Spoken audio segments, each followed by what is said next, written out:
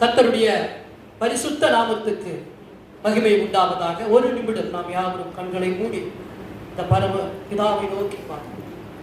எங்களுக்கு ஒத்தாசை வரும் பர்வதமே, அரணான கோட்டையே, ஜெயக்கொடியே, யூத சிங்கமே, நீ தந்த இந்த நல்ல தருணத்துக்காக கோடானு கோடி நன்றி செலுத்துகிறோம்.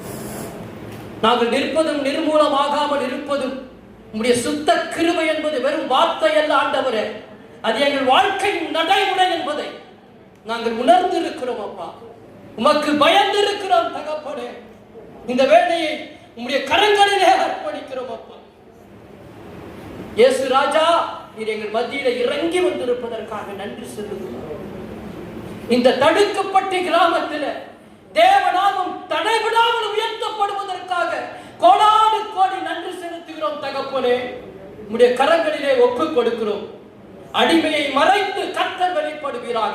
மாம்சீகம் ஒழியற்றும் ஆண்டவரே, ஆவியானவர் எங்களோடு இடைபடும்படியாக நாங்கள் எங்களை தாழ்த்தி ஒப்புக் கொடுக்கிறோம். நாங்கள் சிறுகவும் நீர் பெருகவும் எங்களை ஒப்புக் கொடுக்கிறோம். சுற்றி வேடி அடைந்தோம். உடைய வார்த்தைகள் எங்கள் ஆத்துமாக்களை பலப்படுத்தட்டும் ஆண்டவரே, திடப்படுத்தட்டும். அப்பா, எங்களை ஜெயிக்கிறவர்களாய் மாற்றட்டும். உடைய கரங்களிலே ஒப்புக் கொடுக்கிறோம். மீட்பரும் இரட்சகருமாகிய இயேசு கிறிஸ்துவின் இனிய நாமத்தில் ஜெபிக்கிறோம் எங்கள் ஜீவனுள்ள நல்ல பிதாவே. ஆமென், ஆமென். Praise the lord, praise the lord. ஐயா ஏற்கனவே ஒருத்தரை பார்த்து சொல்லிட்டார், சந்தோஷமா இருக்கிறீங்களான்னு கேட்டார். நான் எங்க போனாலும் நானும் கேட்டுருவேன், அதையும் கேட்டுறேன். சந்தோஷமா இருக்கிறீங்களா? ஆமெனா? Praise the lord, praise the lord. என் பேர் ஞானமூர்த்தி. நான் என்னுடைய தகப்பனாருக்கு 4வது குழந்தையாக பிறந்தேன். எத்தனையாவது குழந்தைங்க? ஆமா. ஆனா இந்த பிஞ்சிலிய பழுத்ததுன்னு சொல்லுவாங்க, தெரியுமா? பிஞ்சிலிய பழுத்தது அந்த கேஸ் தான். எங்க அப்பா ஒரு சினிமா கொட்டகையில டிக்கெட் கொடுக்குற ஒரு வேலை செய்து கொண்டிருந்தார். அதனால நான் கடைசி புள்ள அப்படின்றதுனால அழுமட்டு அவர் தேட்டருக்கு போகும்போது என்னையும் தூக்கிட்டு போயிடுவார். அப்போ 5 வயசுல இருந்து அந்த சினிமா என்கிற ஒரு மோகமே இருதயத்துல நிரப்படும். ஆண்டவர் சாட்சிகளை எழுப்புவது அதற்காக. அல்லேலூயா. ஏதோ கதை கேட்டு விட்டு போய் விடுகிறோம் என்பது அல்ல. ஒரு சாக்கடையில இருந்து, ஒரு பாதாளத்தில் இருந்து ஒரு மனிதனை கர்த்தர் தூக்குகிறார் என்று சொன்னால் அதன் மூலமாக 4 ஆத்துமாக்கள் ரட்சிக்கப்பட வேண்டும். அதுதான் காரணம். சும்மா தான் தூக்க மாட்டார் ஆண்டவர். ஒரு சில நிமிடங்கள் என்னுடைய சாட்சியை உங்களோடு கூட பகிர்ந்து கொண்டு, எதற்காக அதை சொல்றேன்னா, நம் தேவன் எப்படிப்பட்ட ஒரு தேவன், அவர் எத்தனை சர்வ வல்லவர் வேதத்துல படிக்கிறோம். ஆனா அதை நேரிலே காணும் போது நம்முடைய விசுவாசத்தை அது கொஞ்சம் தட்டி உசித்து விடுறதா இருக்கும். அதுதான், வேற ஒண்ணும் இல்லைங்க, வேற ஒண்ணுமே கிடையாது. பாருங்களேன், அந்த 5 வயதுல இருந்து சினிமா பார்க்க ஆரம்பித்தேன். என்னுடைய 7வது வயதுல எல்லாம் பார்த்தீங்கன்னா சும்மா சினிமா டயலாக்லாம் அப்படியே தண்ணி மாதிரி வரும். எத்தனாவது வயதுல? 7வது வயதுல. கிட்டத்தட்ட இப்போ எனக்கு 56 வயசு முடிஞ்சு போச்சுங்க. அப்ப பாத்தீங்கன்னா 50 வருஷம் ஓடி போச்சு. இன்னும் அந்த சினிமா டைலாக் என் மைண்டில் அப்படியே இருக்கு. கோமால வள்ளி குதிக்கும் மான் என்றெல்லாம் புகழப்படும் அந்த கோணல் புத்திக்காரியின் கொல்லி கண்களை, கூர்மையான நாக்கை உன் கூர் வாளுக்கு இரையாக்கி விட்டு எதிர்த்தால் உம்மையும், உமக்கு பக்கத்துணையாக வந்தால் அந்த பட்டாளத்தையும் சுடுகாட்டுக்கு அனுப்பிவிட்டு சுழலும் வாளுடன் சூழும் பெருமையுடன் என் அன்னையிடம் ஓடி மன்னிப்பு கேட்க வேண்டும். தயார்தானா? தயார்தானா? பாவம் புருஷோத்தமன், போரிலே புலி, வாளெடுத்தால் வையகம் கலங்கும். அவரா இப்படி பயப்படுவது? வேலன் கூர்மையை சோதித்த விரல்கள் இந்த வஞ்சகையின் விரல்களை அல்லவா ரசித்துக் கொண்டிருக்கிறது. பாசறையை பார்வையிட்ட கண்கள் இந்த பாம்பாட்டத்தில் அல்லவா லயித்து கிடக்கிறது. புருஷோத்தமரே, புருஷோத்தமரே, புரிந்துகொள், புரிந்துகொள். பாருங்க, இது முன்னா அப்படியே போகும். அப்புறம் நம்மளுக்கு வசனத்துக்கு டைம் இல்லாம போயிடும். இது நான் ஒரு 7 வயசுல மனப்பாடம் பண்ணது. எல்லாரும் மாதிரியும் பேசுவேன், நம்பியார் மாதிரி, ஜனகராஜ் மாதிரி, எல்லாரும் மாதிரியும் பேசுவேன்னு வச்சீங்கன்னா, இப்படிதான் என்னுடைய வாழ்க்கையின் ஆரம்பம். அன்பானவர்களே, ஏதோ சினிமாவில் போயிட்டு பயங்கரமா வெட்டி முடிச்சிடலாம் அப்படின்னு 20 வருடங்கள் சினிமா என்கிற ஒரு பைத்தியக்காரனாக இந்த உலகத்திலே உலா வந்தவன். அதன் மூலமாக நான் கற்றுக்கொண்டதெல்லாம் என்ன தெரியுங்களா? 14 வயசுல சிகரெட், 15 வயசுல தண்ணி, அப்புறம் அப்படியே சீட்டாட்டம் எக்ஸெட்ரா எக்ஸெட்ரா எக்ஸெட்ரா. 25 வயதுக்குள்ள ஒரு வாலிபனாய் இந்த உலகத்துல ஒரு மனிதனாய் வாழ வேண்டிய நான் எல்லா இச்சைகளுக்கும் அடிமைப்பட்டவனாக, மாம்சத்தின் இச்சை, கண்களின் இச்சை, ஜீவனத்தின் பெருமை, எல்லாவற்றுக்கும் அடிமைப்பட்டவன். இந்த நாட்டில் ஒரு சிகரெட் பழக்கத்துக்கு அடிமைப்பட்டாலே அதை விடுறது எவ்வளவு பெரிய கஷ்டம் நம்ம எல்லாரும் தெரியும். இதுல சிகரெட், சினிமா, குடி, சீட்டாட்டம் எல்லாவற்றையும் 25 வருடங்களுக்குள்ள ஃபுல் டே, பார்ட் டைம் தான் கிடையாது, ஃபுல் டைம் ஒர்க்குன்னு அந்த மாதிரி இதெல்லாம் எனக்கு ஃபுல் டைம் ஒர்க் ஆயிடுச்சு. அப்போ ஒரு மனிதன் எந்த அளவுக்கு பாழ்பட்டு போனான் என்பதை யோசித்து பாருங்கள். இதன் நிமித்தமாக நான் வீட்டை விட்டு ஓட வேண்டிய கட்டாயம் வந்தது. இதெல்லாம் இருக்கும்போது அந்த வயசுல நான் உழைச்சா இதெல்லாம் வாங்கி போடணும் இல்ல, அப்பாட்ட இருந்து பணத்தை திருடுறது, இல்ல கூட இருக்கிற ஃப்ரெண்ட்ஸுங்க, இப்படிதான் இந்த ஆசைகளை எல்லாம் நிறைவேற்றி கொண்டிருந்தோம். ஒரு காலகட்டம் கடன் வந்து கழுத்தை நெருக்கிற ஒரு நாள், ஊரெல்லாம் சுத்தி கழுத்தை நெருக்குகிற ஒரு நேரத்துல போடா இனிமே இந்த வாழ்க்கை தேவைதான், இது என்னடா ஒரு வாழ்க்கை அப்படின்ட்டு சாக வேண்டும் என்ற ஒரு முடிவெடுத்து 1999 வருடத்துல என் நண்பன் ஒருவன் 10,000 ரூபாய் பணம் கொடுத்தான். ஆமா இதை எடுத்து போய் பேங்க்ல போடுறா அப்படின்னு சொல்லி அதை என் பாக்கெட்டுக்குள்ள போட்டுக்கிட்டு அன்றைக்கு ஊரை விட்டு ஓடினவன். பிரியமானவர்களே, ஏன் தெரியுமா? அவ்வளவு தைரியமா கூட பழகின நண்பனோட பணத்தை எடுத்துட்டு போற அளவுக்கு நான் பாவத்திற்கு அடிமைப்பட்டு விட்ட நண்பானவர்களே. மனக்கண்கள் கட்டப்பட்டு விட்டது. மானம், ரோஷம், சூடு, சொரணை எதுவுமே இல்லை. பாவத்துக்கு அடிமைப்பட்ட ஒரு மனிதனோட வாழ்க்கைக்கு நான் ஜீவ சாட்சியாக நின்று உங்களோடு பேசிக் கொண்டிருக்கிறேன். பிரியமானவர்களே, ஒரு பாவம் ஒரு மனிதனை எந்த அளவுக்கு சீரழிக்கும் என்பதற்கு நான் ஒரு ஜீவ சாட்சியாக இன்று உங்கள் முன்னின்று பேசிக் கொண்டிருக்கிறேன். அந்த 10,000 ரூபாய் நான் எடுத்துட்டு ஓடுறதுக்கு என் மனசுக்குள்ள தூண்டின காரியம் என்ன தெரியுமா? அந்த 10,000 ரூபாய் கடைசி பணம், அது முடியும் போது நான் உயிரோடு இருக்கக்கூடாது. அதுதான் என்னுடைய தீர்மானம். லட்சியம் எவ்வளவு பெரிய லட்சியம் பாருங்க. வாழ்க்கையில ஆண்டவர் உயிர் கொடுத்து ஒரு தாயின் கர்ப்பத்திலே 10 மாதம் உருவாக்கி பெற்றெடுத்து வாழ்க்கையில நல்லது கெட்டதை அறிந்து கொண்டு ஒரு மனிதனாக வாழ வேண்டிய நான் இந்த உலகத்தின் இச்சைகளுக்கு அடிமைப்பட்டு போனதால என்னுடைய 26-27 வயசுல சாவணுன்ற ஒரு முடிவுக்கு போய்விட்ட நண்பானவர்களே. இது நான் மட்டும் அல்ல, இன்றைக்கும் பல பேர் இப்படி சூசைட் பண்ணி செத்துக்கிட்டு இருக்காங்க. இந்த நிமிஷம் நீங்கள் நானும் தியானித்துக் கொண்டிருக்கிற இந்த நிமிடத்திலே எத்தனை ஜனம் மரித்துக் கொண்டிருக்கிறது தெரியுமா அன்பானவர்களே? ஒன்று நாம் நன்றாக கவனித்துக் கொள்ள வேண்டும். இந்த இடத்துல கூடி வந்திருக்கிற நீங்கள் எல்லாம் ஆசீர்வதிக்கப்பட்டவர்கள் அப்பா. நீங்கள் எல்லாம் கர்த்தரால் போஷிக்கப்பட்டவர்கள். எத்தனை பேர் இப்ப வெளியில டிவி பார்த்துக்கிட்டு, சீரியல் பார்த்துக்கிட்டு, சினிமா பார்த்துக்கிட்டு, அரட்டை அடித்துக் கொண்டு, மற்றவர்களை குற்றம் சாட்டிக் கொண்டு, தேவையற்ற காரியங்களை பேசி தங்கள் ஆத்துமாக்களை அழிவின் பாதையிலே புதைத்துக் கொண்டிருக்கிற ஒரு பெருங்கூட்டம் நம் தேசத்தில் இருக்கிறது. பிரியமானவர்களே, பாருங்க, அப்படி நான் மரிக்கும் என்று போனவன் அந்த 10,000 ரூபாய் இருக்கிற பணம் கொஞ்சம் கொஞ்சமா பாண்டிச்சேரியில, கோயம்புத்தூர்ல, எர்ணாகுளம், கொச்சின் இப்படியாக போயிட்டு கொஞ்சம் கொஞ்சமா அந்த பணம் முடிந்து விட்டது. கடைசியாக ஒரு 100 ரூபாய் இருக்கிறது. பிரியமானவர்களே, என்னுடைய முடிவுன்னா அந்த கடைசி ரூபாய் முடியும் போது நான் சாக வேண்டும். ஏன்னா நண்பன் பணத்தை தூக்கிட்டு வந்துட்டேன், இனி உயிர் வாழ்ந்து பிரயோஜனம் இல்லை. கரெக்டா அந்த 100 ரூபாயும் கடைசி குவார்டர் காலி ஆயிடுச்சு. போதை தெளிந்து எழுந்த உடல், சரி எதுக்கு இவ்வளவு சீக்கிரம் சாகணும், எதையாவது கொஞ்சம் சம்பாதிச்சு இன்னும் கொஞ்சம் குடிக்கலாம். அதுதான் அன்பானவர்களே, பாவத்தின் விளைவு என்பது அதுதான். அது நம்மை வாழவும் விடாது, சாகவும் விடாது. பிசாசின் நோக்கம் அதுதான். உன்னை இந்த உலகத்தில் எவ்வளவு சித்திரவதை படுத்த வேண்டுமோ படுத்திவிட்டு பின்னாளிலே இதை விட கொடூரமான ஒரு நரகத்திலே தள்ளுவது ஒரு பிசாசின் கிரி. அன்பானவர்களே, எத்தனை கொடூர சிந்தனை தெரியுங்களா? அதற்கு அப்படியே ஆப்போசிட் தான் நம்ம ஆண்டவர். அப்படியே ஆப்போசிட்.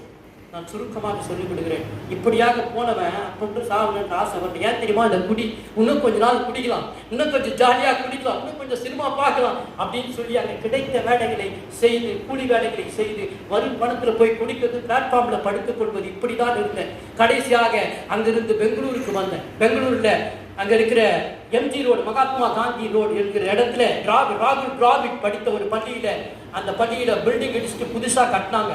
அங்க போய் ஒரு பெயிண்ட் வேலையில சேர்ந்து அங்க போனவொன்னா ரொம்ப குஷியாகி போச்சு. ஏன் தெரியுங்களா? அங்க டெய்லி சம்பளம், பெயிண்ட் வேலைக்கு டெய்லி சம்பளம் போய் செவத்தை பட்டி பார்ப்பான், பட்டி பார்க்க விடுவான். பட்டி பார்த்து தேய்ச்சா இந்த 5 வருடம் அப்படியே தேய்ச்சி போயிடும். ஐயோ இன்னும் இந்த நிலைமைக்கு வந்துட்டுமே அப்படின்னு நினைக்கும் போது தான் பிசாசு சொல்லுவான், ஏய் போய் சரக்கடி சரியாயிடும். உடனே போயிட்டு கோட்டை வாங்கி ஊற்றிக்கலாம், உடனே சந்தோஷம். இப்படித்தான் அன்பாளர்கள் என்னுடைய வாழ்க்கை பாதை ஓடிக்கொண்டிருந்தது. கடைசி வரைக்கும் திடீரென்று ஒரு மாற்றம் வாழ்க்கையில். எங்கள் கூட வேலை செஞ்சிருந்த ஒரு பெயிண்டிங்னா, நானே நீ எவ்வளோ நாள் நான் ஒண்டியா இருப்பேன், ஒரு கல்யாணத்தை பண்ணிக்கணேன் அப்படின்னு சொல்லி விளையாட்டா கேட்டான். பிரியமானவர்களே, நான் சொன்னேன், டே என் நிலைமையை பார்த்துட்டு கிண்டல் பண்றியாடா, யாரா எனக்கு பொண்ணு கொடுப்பாங்க அப்படின்னு அவன் டைலாக் வருது பாருனா, நொண்டியா கூட இருந்துடலாம்னா ஒண்டியா இருக்கக்கூடாதுனா, என்ன மாதிரி பஞ்சு டைலாக் பாரு அப்படின்னு சொல்லி என்னை மோட்டிவேட் பண்ணி, சரி யாரா பொண்ணு கொடுப்பாங்க பாரு அப்படின்னு சொல்லி அப்படி வந்து அமைந்தவர் தான் என் மனைவி. கேஜிஎஃப்ல அவர்களை அறிமுகப்படுத்தி வைத்தான். இதுல என்ன பியூட்டினா பாருங்களேன், பிசாசின் கொடூர பிடியில சிக்கி இருக்கிற நான் அப்பதான் புதிதாய் ரட்சிக்கப்பட்டார்கள். அவர்கள் பயங்கரமான ஒரு விக்கிரகர் ஆராதனை குடும்பத்தில் பிறந்தவர்கள். ஒவ்வொரு நாளும் ஒரு புடவை உடுத்தி அங்க பிரதட்சணை செய்து ஒவ்வொரு கோயிலுக்கு போய் விளக்கேற்றி பூஜை செய்கிற ஒரு மகா பெரிய பக்தி கூட்டம். அந்த கூட்டத்தை ஆண்டவர் தொட்டார். எப்படி தெரியுமா தொட்டாரு? அவங்க தன்னுடைய வாழ்க்கையில எங்க அம்மா தான் எல்லாமே நினைச்சிட்டு வாழ்ந்தோம், அம்மா இல்லைன்னா இல்லை அப்படின்ற மாதிரி வாழ்ந்தவர்களுக்கு ஆண்டவர் வச்சார் ஒரு ஆப்பு. என்ன தெரியுங்களா? ஒரு ஆப்பை வைத்தார். கதி கலங்கி விட்டார்கள். ஐயோ, நாங்கள் மலை போல் நம்பியிருந்த எங்கள் தாயார் மறிக்க போகிறார்களா? டாக்டர்கள் சிகிச்சை கொடுத்தார்கள். யாராரோ என்னென்ன மருத்துவ வைத்தியம் பார்த்தார்கள், மருத்துவமனையிலே சொல்லிவிட்டார்கள், எல்லாருக்கும் சொல்லி அனுப்பிவிடு. எப்படி இருக்கும் பிரியமானவர்களே? அப்பொழுது எங்கிருந்தோ வந்த 2 சகோதரர்கள், ஏன் அழுகிறீர்கள் என்று கேட்டுவிட்டு, இவர்கள் இப்படியாக என் தாயார் மரணப்படுக்கையில் இருக்கிறார், கவலைப்படாத அம்மா, நாங்கள் ஜெபிக்கிறோம் என்று சொல்லி ஜெபித்து அவர்கள் தாயார் சாக கிடந்தவர்கள் பிழைத்துக் கொண்டார்கள். கண்முன் தெரியாதவர்கள் எங்கிருந்தோ வந்த 2 பேர் செலுத்த ஜெபம் மரித்த ஒரு சரீரத்தை உயிர் பெற்றது என்று சொன்னால், வேதம் சொல்லப்பட்டிருக்கிறது கட்டுக்கதை அல்ல. மரித்த லாசருவை ஆண்டவர் உயிரோடு எழுப்பினார் என்பது கட்டுக்கதை அல்ல பிரியமானவர்களே, அது நிஜம், உண்மை. அப்ப பிடிச்சாங்க ஆண்டவர். அப்படி பிடிச்சவங்க உடம்பு புடியா பிடிச்சிட்டாங்க. அதான் மெயின். இனி எந்த தெய்வத்தையும் நம்பி எனக்கு பிரயோஜனம் இல்லை, இனியே இயேசு மாத்திரமே ஆண்டவர் என்பதை உறுதியாய் பிடித்துக் கொண்டு அவருக்காக வாழ்ந்து கொண்டிருந்த அவர் கூட ஆண்டவர் இந்த பிகாரி பையில கொண்டு போய் இணைக்கிறார். யோசிச்சு பாருங்க, முடிக்க முழு நேர குடிகாரங்க கல்யாணமே நடந்து போச்சுங்க. அடுத்த 6 மாசத்துல சும்மா புஷ்டு பெயிண்ட் வேலை செஞ்சிருந்த எனக்கு பழைய நட்பு, பழைய குடி, பழைய சீட்டாட்டம் எப்படி இருக்கு தெரியுமா? ஆனா மனைவிக்கு தெரியவே தெரியாது. ஒவ்வொரு மாதமும் கடன் வாங்கி கொண்டு வந்து சம்பளம் வந்ததாக வீட்டுக்கு கொடுப்பேன். பிரியமானவர்களை, இப்படிதான் என் வாழ்க்கை பாதை நரகத்தை நோக்கி நடந்து கொண்டிருக்கிறது. யோசித்து பாருங்கள், நான் செய்த நல்ல காரியம் அந்த 7 வருடம் பின்னாடி தான் போய் உட்காருவேன். அப்போ கூட சபைக்கு இவங்க உள்ள போயிடுவாங்க, நான் பின்னாடி போய் உட்காருவேன். திருத்துவ பூரண சுவிசேஷ சபை பாஸ்டர் பிரதாப் சிங் ஐயா அவங்க சபையில் இருக்கிறேன், பின்னாடி தான் உட்காருவேன். அவர் பேசும்போதுலாம் எழுந்து போயிடுவேன். போயிட்டு வெளியில சிகரெட்லாம் புடிச்சிட்டு 2 இட்லி தொட்டு சாப்பிட்டுட்டு, ஏன்னா பக்கத்துல வாசனை அடிக்கக்கூடாதுல்ல, சர்ச்சாச்ச புனிதத்தை காக்குறேன். அப்படியெல்லாம் உள்ள வந்து உட்கார்ந்து இருந்தவன் 7 வருடம் இப்படியாக ஓடினது. பிரியமானவர்களே, மீண்டுமா இந்த 5 லட்சம் ரூபாய் கடன் வந்து மீண்டும் பிசாசு நீ தற்கொலைக்கு தான் போக வேண்டும் என்கிற ஒரு பயங்கர நெருக்கடியை கொண்டு வந்து நிறுத்தினான். 2014ஆம் ஆண்டு ஆகஸ்ட் மாதம் 30ஆம் தேதி என் வாழ்க்கையில நான் மறக்க முடியாத ஒரு நாள். பிரியமானவர்களே, அன்று இரவு எல்லாரும் தூங்கிட்டாங்க. நான் உட்கார்ந்து யோசிச்சிருக்கேன், ஐயோ திருப்பி இப்படி ஒரு கடன் ஆயிடுச்சு. அன்னைக்கு நான் தனியா இருந்தேன், பரவாயில்ல, ஆனா இன்னைக்கு ஒரு குடும்பம் ஆயிடுச்சு, இந்த நிலைமைக்கு நான் ஏன் தள்ளப்பட்டேன் என்று யோசித்தேங்க. அன்றைக்கு நான் செய்த ஒரே ஒரு காரியம் இன்றைக்கு உங்கள் முன்னால் நின்று என்னை பேச வைத்துக் கொண்டிருக்கிறது. பிரியமானவர்களே, அது என்ன காரியம் தெரியுங்களா? கண்ணை மூடி ஒரே ஒரு ஜெபம் செய்யும். அந்த ஜெபம் செய்வது தூண்டுதலாக அமைந்தது எது தெரியுங்களா? அந்த 7 வருடம் நான் சபையில போய் சும்மா உட்கார்ந்த பாருங்க, அந்த சும்மா உட்கார்ந்ததற்கு பலன். அப்போ நீங்க தான் ஒரு ஆத்ம பாரத்தோடு இங்க வந்து உட்கார்ந்தா, ஐயா உங்களுக்கு கூட பலன் இல்லாமல் போகலாம், ஆனால் உங்களுக்கு பின்னால் உங்கள் சந்ததி ஆசீர்வதிக்கப்படும். உன் சந்ததியின் சந்ததி கர்த்தருக்காய் எழுந்து பிரகாசிக்கும். உங்கள் கண்கள் அதை காணாமல் இருக்கலாம். பிரியமானவர்களே, கண்ணால் காண்பதை விட கண்ணால் காணாததை விசுவாசிக்கிறவன் தான் பாக்கியவான். பாருங்க, அந்த ஒரு ஜெபம், என் ஜெபம் என்ன தெரியுங்களா? ஃபர்ஸ்ட் ஜெபம் என்ன தெரியுங்களா? டேய் ஆண்டவா, நம்ம சர்ச்சில் பெருசா கொண்டாடுறாங்க, உன்ன எல்லாம் கை தட்டி ஆர்ப்பரிக்கிறாங்க, நம்ம செங்கடல குழந்தையாம யோர்தான கடந்தியாம என்னென்னமோ சொல்றாங்களே. சரி, உனக்கு ஒரு சவால் விடுறேன் பிரியமானவர்களே, இதுதான் என் ஜெபம், நன்றாக கவனித்துக் கொள்ளுங்கள். நான் சொல்லுகிற எதுவுமே விளையாட்டு காரியம் இல்லை, சொல்வதெல்லாம் உண்மை, உண்மையை தவிர வேறொன்றும் இல்லை. பெரிய கடவுள்ன்றாங்களே, என்னால எதையும் விட முடியாது, சிகரெட்டை விட முடியாது, வீடியோ விட முடியாது, சினிமா விட முடியாது, சரக்கு விட முடியாது. பாரு, கையெல்லாம் நடுங்குது. காலையில் எழுந்த உடனே தலைமாட்டில் சிகரெட் இருக்கணும், எழுந்து அதை பிடிச்சாதான் உடம்பு உறுப்பெல்லாம் வேலை செய்யற மாதிரி இருக்கும். அப்போ என்னுடைய ஜெபம் இதுதான் அன்பானவர்களே, ஒரே ஒரு ஜெபம் ஜெபிச்சா, அதுவும் மரியாதை இல்லாத ஜெபம், ஒரு பரம பிதா என்கிற ஒரு தரிசனம் இல்லாத ஒரு ஜெபம். உன்னால முடிஞ்சா இந்த பழக்கங்களை நிறுத்து பார்க்கலாம் என்று முழங்கால் படிவிட்டு அன்று ஜெபித்தேன் பிரியமானவர்களே. அன்றிலிருந்து இன்று வரைக்கும் என்னுடைய 35 ஆண்டு கால கூட்டி எங்க போச்சு?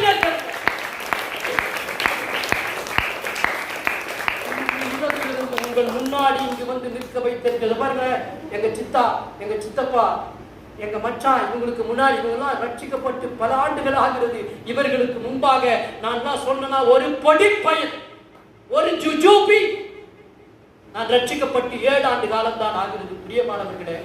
ஆனால் இன்றைக்கு உங்கள் முன்பாக நின்று கர்த்தருடைய வார்த்தையை பகிர்ந்து கொள்ளுகிற இந்த ஞானத்தை மனுஷ பிரிவில ஒருத்தர கொடுக்க முடியாது. நான் எனக்குள்ள இருந்ததுன்னா குடி, சிகரெட்டு, சீட்டாட்ட டம்மி பீஸ் இது.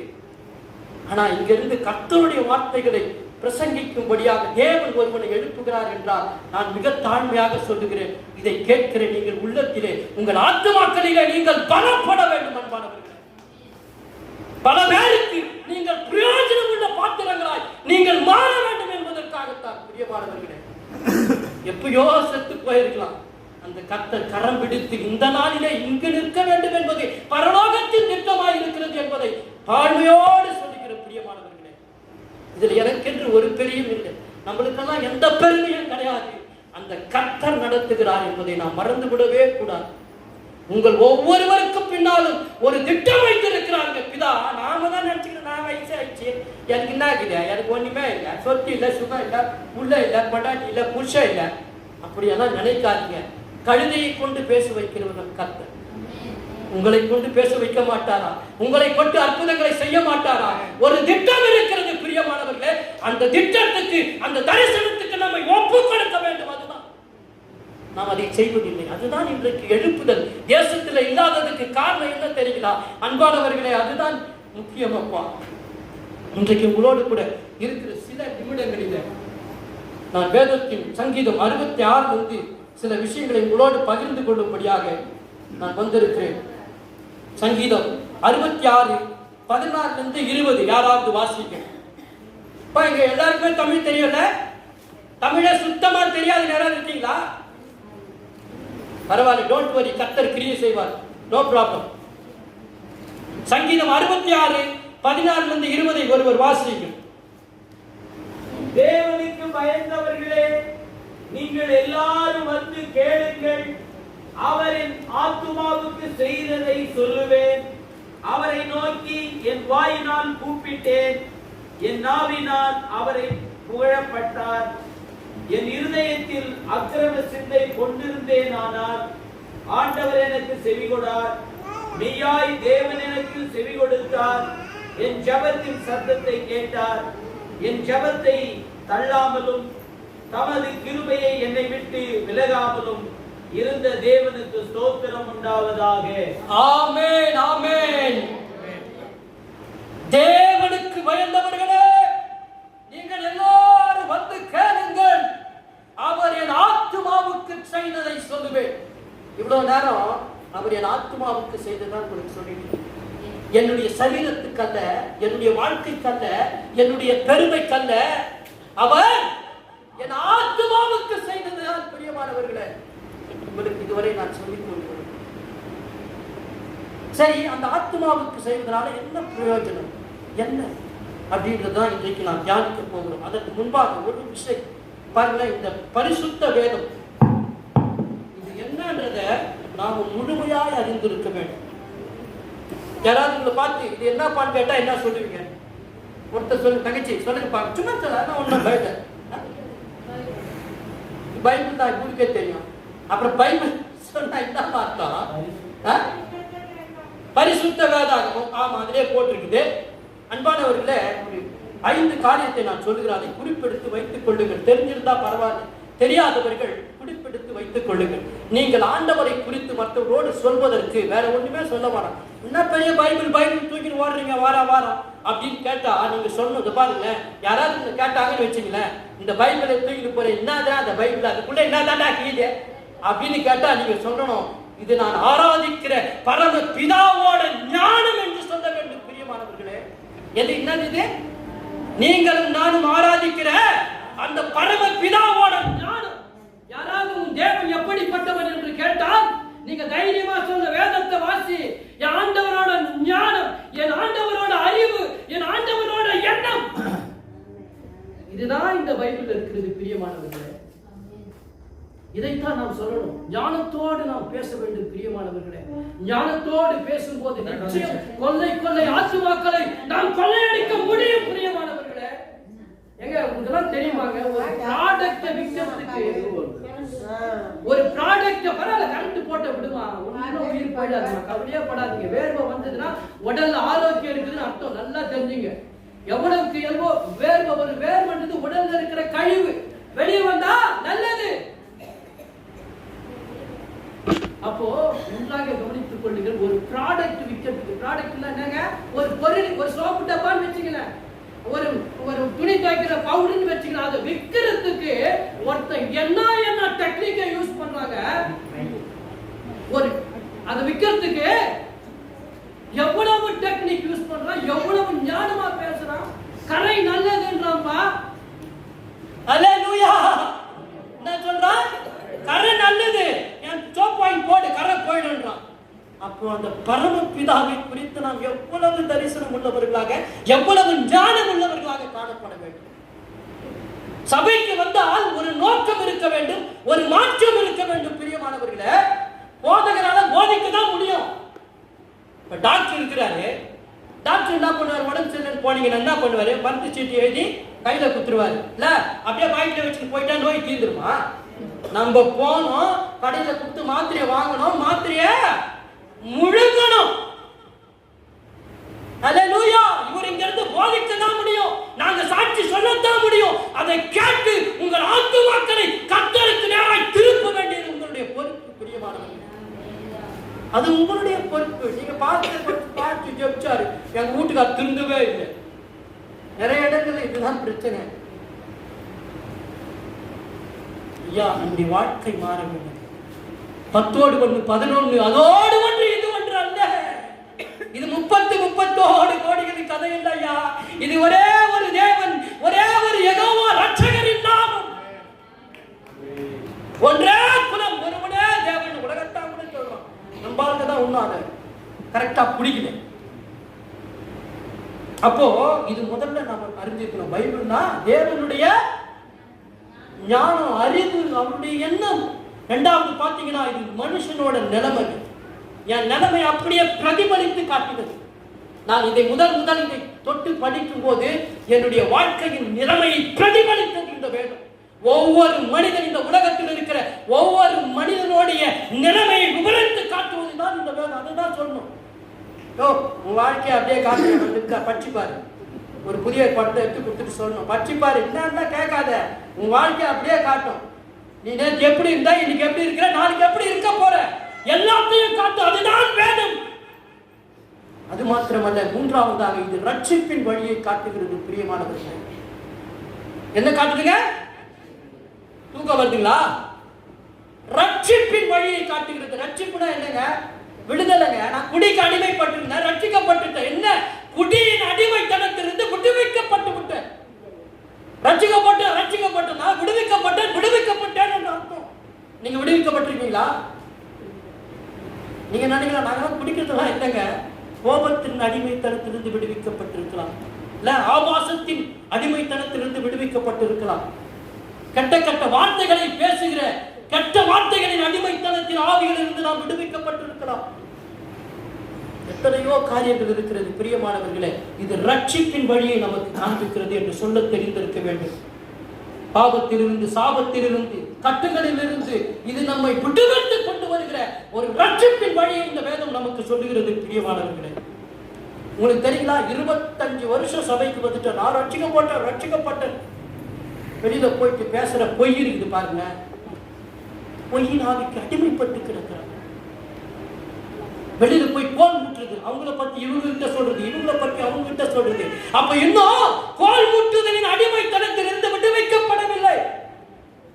25 வருஷமா சபைக்கு வரும், கோபம் இன்னும் அடங்கவில்லை, எரிச்சல் முறுமுறுப்பு இன்னும் தீரவில்லை. அப்போ ரட்சிப்பின் வழியை சொல்லுங்க.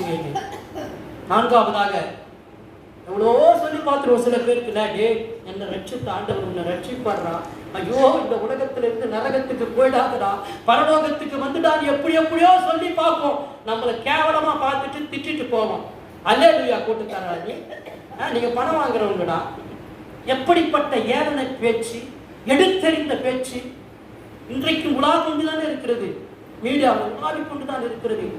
அநேக கிறிஸ்தவர்களை தாக்கிக் கொண்டு இதை ஒரு குழப்பாக நடத்தி கொண்டு அநேக மீடியாக்கள் இன்று கிறிஸ்தவத்தை அழிக்க பாடுபட்டுக் கொண்டிருக்கிறது என்பதை வருத்தத்தோடு தெரிவித்துக் கொள்கிறேன். அப்போ உங்களோட என்னுடைய பங்கு என்ன நாம் தியானிப்போம். பாருங்களேன், அப்போ அந்த பாவிகளோட பயங்கர தீர்ப்பை சொல்லுது. யாரெல்லாம் இதை கேட்டு உதாசீனப்படுத்தி விட்டு போனார்களோ, ஒரு டிராக்ஸை கொடுக்கும் போது அதை கசைக்காடி தூக்கி போட்டு போனார்களோ, அவர்களுடைய பயங்கர தீர்ப்பை குறித்து வேதம் பேசுகிறது. பாவிகளின் ஆண்டவரை ஏற்றுக்கொள்ளாத விக்கிரகத்தின் பின்னாலே அடிமைப்பட்டு கிடக்கிற, ஆவியின் மனக்கண்கள் திறக்கப்படாமல் கட்டப்பட்டு கிடக்கிற அப்படிப்பட்ட பாவிகளின் பயங்கர தீர்ப்பு இந்த வேதத்தில் இருக்கிறது பிரியமானவர்களே. அது மாத்திரமல்ல, கடைசியாக ரட்சிக்கப்பட்ட உங்களுடைய என்னுடைய வாழ்வை குறித்து விசுவாசிகளின் வாழ்வு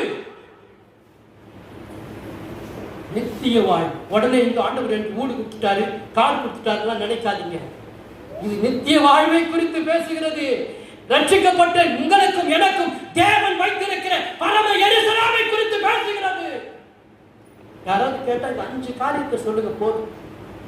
வேதம்னா என்னன்னு இந்த 5 காரியத்தை சொல்லுங்க. அப்பதான் நாம் ஞானம் உள்ளவர்களாய் மற்றவர்களோடு பேச முடியும். பிரியமானவர்களே, இங்க வந்திருக்கிற நீங்கள் எல்லாம் நான் சொல்றேன், பாக்கியவான்கள், பாக்கியவதிகள். ஆனால் அந்த கர்த்தரிடத்தில் நம்முடைய ஆத்மாவை எப்படி வைத்திருக்கிறோம் என்பதைத்தான் நாம் தியானிக்க போகிறோம். அன்பானவர்களே, அங்கே இந்த சங்கீதக்காரன் என்ன சொன்னா, வந்து கேளுங்கள், அவர் என் ஆத்மாவுக்கு செய்ததை சொல்லுவேன். நாம் எல்லாரும் சொல்ல முடியுமா அந்த ஆத்மாவுக்கு கர்த்தர் செய்ததை? இல்ல, நல்லது செஞ்சிருந்தாங்கன்னு சொல்ல முடியும். போய் பேசிட்டு போயிட்டு என் ஆத்மாவுக்கு நல்லது செஞ்சாருன்னு சொல்ல முடியுமா? சொல்லுங்க பாருங்க. ஆண்டவருக்கு பிரியமில்லாத காரியங்கள்ல நடந்து விட்டு என் ஆத்மாவுக்கு நல்லது செய்தார் என்று சொல்ல முடியுமா? நடிக்கதான் முடியும். அல்லேலூயா அல்லேலூயான்னு நடிக்கத்தான் முடியுமே தவிர சொல்ல முடியாது. பிரியமானவர்களே, இந்த அதிகாரத்தின் தொடக்கம் எப்படி இருக்கிறது என்றால் 66:1, பூமியின் குடிகளே, நீங்கள் எல்லாரும் தேவனுக்கு முன்பாக கம்பீரமாய் பாடுங்கள். பூமியின் குடிகளே என்றால் என்னங்க? பூமியில படைக்கப்பட்ட உயிரோடு இருக்கிற அத்தனை ஜனங்களும் என்ன பண்ணுமா? தேவனை பாட வேண்டும். இன்றைக்கு அப்படி பாடுகிறார்களா? யோசித்து பாருங்க. நம்ம இந்தியாவில் 3%, 3.5%ன்றாங்க. எத்தனை பர்சன்ட்டுங்க? நம்ம நாட்டில் எத்தனை கோடி ஜனம் இருக்குது? 138 கோடி ஜனம் இருக்குதுங்க. அதாவது 3%னா 10 பேர்ல 3 பேர், 100 பேர்ல 30 பேர், லட்சம் பேர்ல 300 பேர், கோடி பேர்ல 3 கோடி பேர். 3%னா 1 கோடியில 30 லட்சம் பேர். கரெக்டாமா? 3%னா 1 கோடிக்கு 30 லட்சம் பேர். அப்ப 130 கோடிக்கு எவ்வளவுன்னு பாத்துங்களேன். 1 கோடிக்கே 30 லட்சம் பேர் தான். அப்ப மீதி இருக்கிற ஆத்துமாக்கள் எல்லாம் எப்படி, அதையெல்லாம் எப்படி ரட்சிப்பின் வழி நடத்துவது? அதுலயும் இந்த 3%லயும் உண்மையா தொழுறது கணக்கெடுத்து பாத்தீங்கன்னா அவ்வளவுதான். இன்றைக்கு பலிபீடங்கள் விசிலடிக்கிற கூடங்களாக மாறிவிட்டது. நீங்கள் கண்கூடாய் பார்க்கலாம். நடனமாடுகிற களி கூறுகிற இடமாய் மாறிவிட்டது. பிரியமானவர்களே, எத்தனை மிகப்பெரிய ஒரு அவமானம். டான்ஸ் ஆடிட்டு அதை நியாயப்படுத்துகிற காலமாக இருக்குது. நான் குற்றமாக சொல்ல வரவில்லை. நீங்கள் விழித்துக் கொள்ளுங்கள் பிரியமானவர்களே, விழித்துக் கொள்ளுங்கள். விழித்துக் கொண்டாரெல்லாம் பிழைத்துக் கொண்டார்னு பாட்டு பாடுறோம் இல்ல? உலகத்தானே அப்படி பாடுறானா? நீங்களும் நானும் எவ்வளவு விழிப்புணர்வோடு இருக்க வேண்டும். அப்போ பாருங்க, இந்த உலகம் தேவனை அறியாமல் போய்விட்டது. இதுக்கெல்லாம் என்ன காரணம் தெரியுங்களா? ஏன் ஒரு உலகத்தை படைத்த, அந்த சராசரங்களை படைத்த அந்த ஆண்டவரை ஒரு சிறு கூட்டம், ஒரு 3% தான் ஆண்டவரை தெரிந்து கொள்வதற்கு என்ன காரணம் என்று நீங்கள் சிந்தித்து பார்ப்பீர்கள் என்று சொன்னால், பிரியமானவர்களே, ஒரே ஒரு பாயிண்ட் தாங்க. இந்த முடிவெடுக்கிற திறனை ஆண்டவர் உங்களுக்கும் எனக்கும் கொடுத்துட்டார். அதுதான் ப்ராப்ளம். என்ன கொடுத்துட்டாருங்க? ஒரு காரியத்தை குறித்த முடிவெடுக்கும் திறன். ஆண்டவர் ஏதேன் தோட்டத்தில் நன்மை தீமை அறியத்தக்க விருட்சங்களை வச்சுட்டார். ஆதாமே, ஏவாளே, எல்லாத்தையும் புசி, அது ஒண்ணு மட்டும் தொடாத அப்படின்ட்டார். இவன் என்ன முடிவெடுத்துச்சு? இந்த அம்மா அதை தொடுவேன். இந்த முடிவெடுக்கும் திறன் தான் இன்றைக்கு தேவனை அறியாத ஒரு நிலைக்கு இந்த உலகம் தள்ளப்பட்டிருக்கிறது. ஆண்டவர் ஒண்ணு பாத்தீங்களா, இந்த ஆடு இருக்குது பாத்தீங்களா, ஆடு, அது போய் ஆடாதோட இலையை தொடவே தொடாது. தெரியுங்களா? அதுக்கு பேரு ஆடாதோட இலை, ஆடு தொடாத இலை. என்னைக்காவது ஒரு மாடு விஷப்புள்ளு மேய்ச்சி செத்து போச்சுன்னு கேள்விப்பட்டிருக்கீங்களா? அது கண்டினியூவா அறாவர் மேயும். ஆனா ஒரு விஷப்பூச்சை கூட, ஒரு விஷப்புள்ள கூட அந்த மாடு சாப்பிடாதுங்க. இறைவன் படைத்தபடி ஆடு மாடெல்லாம் வாழுது, இந்த மனுஷன் வாழவில்லை. தேவன் தந்த அந்த உயர்ந்த முடிவெடுக்கிற திறனை தப்பு தப்பா முடிவெடுக்க கத்துக்கிட்டான். அதுதான் ப்ராப்ளம். இன்றைக்கு நீங்களும் நானும் அதை தான் செய்து கொண்டிருக்கிறோம். பிரியமானவர்களே, தேவன் தந்த ஒரு நல்ல அந்த 6வது அறிவை நாம் தவறான விஷயங்களிலே பிரயோஜனப்படுத்திக் கொண்டிருக்கிறோம். பிசாசின் மிகப்பெரிய திட்டம் அதுதான். அன்பானவர்களே, குடியை கெடுக்கொண்டு பாட்டிலேயே எழுதியிருக்கிறான்ல, அதை வாங்கி தான் நான் 35 வருஷம் குச்சி நின்றேன் இல்ல, அதுலயே போட்டு பளிச்சுன்னு போட்டு வச்சுக்கான். குடியை கெடுக்கும், குடி பழக்கம் உடல் நலத்தை கெடுக்கும், குடி நான் வாங்கி குடிக்கும் அப்படின்னு வாங்கி குடிச்சு. Cigarette smoking is injurious to your health, லிவருக்கு ப்ராப்ளம் தான். ஆனாலும் இப்ப பாத்தீங்களா, படமே போட்டுட்டான், அழுகி போன லிவர் படமே போட்டுட்டான். ஆனாலும் இன்னும் வாங்கி குடிச்சுன்னு தான் இருக்கிறாங்க. முன்னையாவது கொஞ்சம் லேட்டா அழிவிடுது, இப்ப இன்னும் சீக்கிரமா அழிவிடும். அதுதான் பிசாசின் திட்டம். அவருடைய ஒரே நோக்கம் என்ன தெரியுங்களாங்க? இந்த உலகத்துல கஷ்டப்பட்டு துக்கப்பட்டு கவலைப்பட்டு நீ செத்து போயிடணும், அதுதான். ஆனா ஆண்டவருடைய வாக்குத்தத்தம் அது இல்லை. உன் ஆத்துமா வாழ்வது போல் நீ எல்லாவற்றிலும் வாழ்ந்து சுகமாய் இருக்கும்படி தேவன் விரும்புகிறார். ஆனால் உன் முடிவெடுக்கும் திறனை நீ பிசாசின் பக்கம் திருப்பி விடுகிறாய். பிரியமானவர்களே, 35 ஆண்டு காலம் திருப்பினவர், அதன பாதாளத்திலே உற்றார் உறவினர் எல்லார் முன்னாக கேலி பேசப்பட்டவன், அவன் மரித்து விட்டான் என்று சொன்னவர்கள். ஒரே ஒரு ஜெபம் என்னுடைய வாழ்க்கையே மாற்றினது என்று சொன்னார். அந்த ஜெபத்தின் வல்லமையை நீங்கள் அறிந்து கொள்ள வேண்டும். பிரியமானவர்களே, ஒரு சில விஷயங்களை நான் வேகமாக சொல்லி முடிக்க விரும்புகிறேன். அதாவது அந்த ஆத்துமாவை குறித்து தான் நான் பேச போகிறேன். இந்த பாருங்க, உங்களுக்கு இதெல்லாம் புரியலன்னா நினைக்காதீங்க. இந்த காதில் வாங்கி ஆற்றுல வச்சுங்க. இது நான் பெரிய ஸ்டேஜில் இருக்கிறவங்களுக்கு தான் சொல்லணும். இவங்க கிராமத்தில் இருக்கிறாங்க இவங்களுக்கெல்லாம் இல்லைன்னா கிடையாது. படிப்பாளிகளுக்கு தான் சொல்லணும், அதெல்லாம் கிடையாது. இந்த கூடு சொல்றோம், இந்த ஆவி ஆத்மா சரீரம் இல்ல, இது 3 இணைஞ்சதுதான் எது? நம்ம உடம்பு. எது 3? ஆவி சரீரம். இது 3 இணைஞ்சதுதான். இந்த ஆவி எங்க இருந்து வந்துச்சா? நீதிமொழிகள் 20 வாசிக்கிறோம். நீதிமொழிகள் 20:27 வாசிமா. இந்த ஆவி எங்க இருந்து வந்தது? நீதிமொழிகள் 20:27 தானே அது.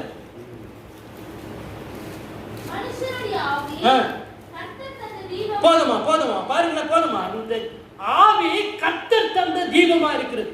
இது திருப்பி எங்க போயிடுமா? அது அங்கேயே போயிடும். அல்லேலூயா. திருப்பி அங்கேயே போயிடும். இந்த சரீரம் இருக்கிறது, சரீரம் இது ஆண்டவர் எதுல இருந்து உருவாக்கினார்மா? மண்ணினால உருவாக்கினார். இது மண்ணு, அதனால தான் செத்த உணர்ச்சியுமே வச்சிருக்கான் மண்ணுல. யாரும் வீட்டுல வச்சு பாதுகாக்கிறது இல்லை. ஒரு காய்கறி கேரட் வாங்கிட்டு வந்து வீட்டில் வச்சிங்கன்னா 4 நாள் தான் நல்லா இருக்கும், 5ஆவது நாள்ல இருந்து அழுகிடும். அதே தான் நம்ம சரீரம். நீ 4 நாள்ல வீட்டுல அன்னைக்கே பேக்கப் பண்ணிருவான். நீ என்னதான் ராஜா மாதிரி வாழ்ந்து இருந்தாலும் சரி இல்ல. ஏ ராஸ் சார் வாங்க சார், ராஜா வா ராஜா, பீட்டர் ஜேம்ஸ் வா என்று சொன்னவர்களா செத்த பிறகு பாடி வந்து தான் கேட்பான். ஏன் மோடி செத்தாலும் பாடி வந்துட்டா தான் கேட்பான். ஒன்னும் ஸ்பெஷல் தான் கிடையாது. அப்போ இந்த சரீரம் மண்ணிலிருந்து எடுக்கப்பட்டது, இது மண்ணுக்கு போயிடும். அப்ப மீதி என்ன இருக்குது? இந்த ஆத்மா. பாருங்க, இந்த ஆத்மா தான் நியாய தீர்ப்பு நாளில் போய் நிற்க போது. பிரியமானவர்களே, உங்கள் இருதயத்தில் எழுதி வைத்துக் கொள்ளுங்கள். இந்த பயம், இந்த ஆத்மா நியாய தீர்ப்புல நிற்க போது அப்படின்ற அந்த பயம் நமக்குள்ள இருந்தா நீ கர்த்தருக்கு விரோதமாய் ஒரு வார்த்தை முறுமுறுக்க மாட்டாய். பிரியமானவர்களே, தம்பிகளா, யூடியூப் பார்க்க மாட்டேன், தள்ளி தள்ளி தள்ளி தள்ளி பார்க்க மாட்டேன். பேஸ்புக்கு, ட்விட்டரு என்னமோ வந்திருக்கு. நியாய தீர்ப்புல இந்த ஆத்மா நிற்க போகிறது என்கிற ஒரு பயம் உங்களுக்கும் எனக்கும் இருக்கணும். அது இல்லாததுனால தாங்க இன்னைக்கு இன்னும் எழுப்புகள் இல்லைங்க. அதுக்கெல்லாம் ஏகப்பட்ட வசனங்கள் இருக்கிறது தெரியுமா? நாமெல்லாம் ரட்சிக்கப்பட்டு சபையில சேர்க்கப்பட்டதின் நோக்கமே நம்முடைய ஆத்மா பாதுகாக்கப்பட வேண்டும். ஆவி ஆண்டவர்கிட்ட போயிட்டு சரீரம் மண்ணுக்கு போயிடும். அதற்காகத்தான் சபை, அதற்காக தான் வேதம், அதற்காக தான் ஊழியக்காரர்கள், அதற்காக தான் ஆண்டவர் வைத்திருக்கிறார்.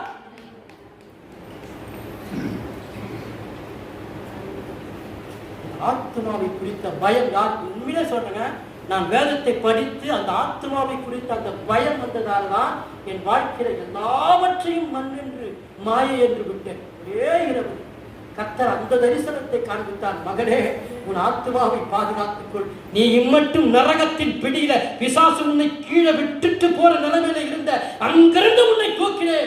உன் ஆத்மாவை சேதப்படுத்தாதே. இதனாலதான் நான் அநேக விஷயங்களில விட்டு கொடுக்க முடியாத நிலைமையில அதை விட்டு கொடுத்து வாழ பழகி கொண்டேன். பிரியமானவர்களே, வேகமாய் ஒரு சில வசனங்களை அந்த அதிகாரத்தில் அந்த சங்கீத 66 உங்களுக்கு நான் வாசிக்க விரும்புகிறேன். அங்க பாருங்களேன், 9வது வசனம் இப்படியாக சொல்லுகிறது, அவர் நம்முடைய கால்களை தள்ளாட மாட்டாமல் நம்முடைய ஆத்மாவை உயிரோட வைக்கிறார். ரொம்ப முக்கியம் இந்த ஆத்மா. ஏன் தெரியுங்களா? இன்னைக்கு நான் யாரையும் குற்றமா சொல்லலைங்க, லட்சக்கணக்கான கோடிக்கணக்கான ஆத்மாக்கள் செத்து போய் கிடக்கிறது. பாவத்தின் சம்பளம் மரணம். அது என்ன? சரீர மரணம் அல்ல, ஆத்ம மரணம். பிரியமானவர்களே, என்றைக்கு நாம் பாவம் செய்கிறோமோ அன்றைக்கு நம் ஆத்மா செத்து விட்டது. ஆனா நம்ம சரீரத்துக்கு தான் பிரயாசப்பட்டுக்கிறோம். நல்லா இருக்கு, கை காலம் நல்லா தானே இருக்குது. நான் இப்பதான் போய் ஒருத்தனை காலிப்பட்டு வந்தேன், நான் நல்லா தான் இருக்கிறேன். ஒருத்தன் சொத்தை இப்பதான் அச்சு எழுதி வாங்கிட்டு வந்தேன், ஐயோ பேங்க்ல சேர்ந்துச்சுல 10 கோடி ரூபா, நான் நல்லா தான் இருக்கிறேன், நல்லா தான் இருப்பேன். ஆத்மா அவுட், ஆத்மா அவுட். ஆண்டவர் நம்மளை இங்க சேர்த்துக்கிட்டு ஆத்மாவை பாதுகாத்துக்கிட்டு தான். நம்ம சொத்து சுகங்களை பாதுகாத்துக்கிறதுக்கு இல்லைங்க. தயவு செய்து நினைவில் வைத்துக் கொள்ளுங்கள். பணமோ பொருளோ அதுக்கெல்லாம் வேதத்துல எத்தனை வசனம் இல்லை. ஆண்டவர் சொல்றாரு, ஒரு பெரிய ஆளையோ நான் இவ்வளவு கட்டிட்டேன், இவ்வளவு சேர்த்துட்டேன் அப்படின்னு ஒண்ணு. ஆண்டே, இன்னைக்கு நைட்டு வந்து ஆத்மாவை தூக்கிட்டா என்னடா பண்ணுவ? என்ன பண்ணுவ? பிரியமானவர்களே, இந்த ஆத்மாவை நாம் பாதுகாத்துக் கொள்ள வேண்டும். இங்க பாருங்களேன், அவர் சொல்றார் 11வது வசனம் பாரு, என்னை வலையில் அகப்படுத்தி. என்னங்க? வலையில் அகப்படுத்தி. இன்னைக்கு பிசாசு, நான் சொல்றேன், சிறு பிள்ளைகளே, வாலிப பிள்ளைகளே, இன்றைக்கு வலையிலே அகப்படுத்தி கொண்டிருக்கிறான் பிசாசானது. ஒண்ணு, இந்த மீடியா அதில் மிக மிக முக்கியமானது. ஒன்று தெரியுங்களா? இந்த வலையில அகப்படுத்தி என்கிற இந்த காரியத்தை அவன் எப்படி தொடங்குகிறான் தெரியுமா? முதல்ல எல்லாம் பாத்தீங்கன்னா, நான் என்ன சொன்னேன், சினிமா தியேட்டர்ல எங்க அப்பா வேலை செஞ்சாரு இல்ல, 5 வயசுலயே போயிட்டு வலையில அகப்படுத்திட்டான். அப்போ 2 ஷோ தான் நடக்கும். அப்பெல்லாம் வந்து பெரிய கட்டடம்லாம் கிடையாது, கொட்டா கொட்டா. நான் சொல்றது 1972 நான் 66 பிறந்தேன். 77 5 வயசுல வச்சுங்க. அப்போ வெறும் கொட்டாதான். அப்ப என்ன பண்ண, 2 காட்சி தான் நடக்கும். இந்த பிசாசு பார்த்தான், என்ன 2 காட்சி தான் நடக்குது, கொஞ்சம் தானே வந்து ஆத்மா சாகுது அப்படின்ட்டு என்ன பண்ண, பெரிய பெரிய பில்டிங்கா எழுப்புகிறான். சினிமா, பெரிய பெரிய சினிமா எல்லாம் 4 காட்சி 5 காட்சி. அதுக்கப்புறம் பாத்தீங்கன்னா 5 காட்சி எல்லாம் ஓட ஆரம்பிச்சிச்சு. பெரிய பெரிய மால் மாதிரி கட்டிட்டான்.